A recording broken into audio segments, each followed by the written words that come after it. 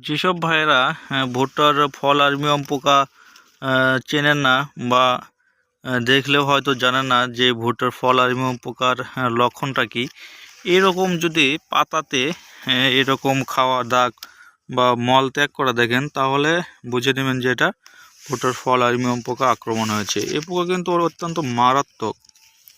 যে গাছে আক্রমণ করবে সেই গাছের একদম ভেতরে কচি পাতা পর্যন্ত কিন্তু খেয়ে নষ্ট করে দেবে। এই গাছটার অবস্থা দেখছেন, একটু ভালো করে দেখাই, দেখুন কীভাবে খেয়ে নষ্ট করে দিছে। যতদূর পাতা ছিঁড়বেন, যত নিচে যাবেন তত কিন্তু এই দেখুন ভুট্টার ফল আর্মিওয়াম পোকা কিন্তু বেড়ে আসছে।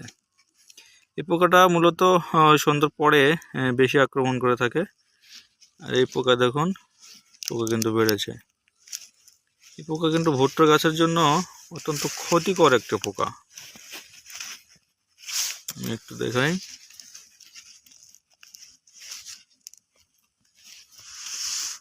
ভালোভাবে দেখাচ্ছি। দেখুন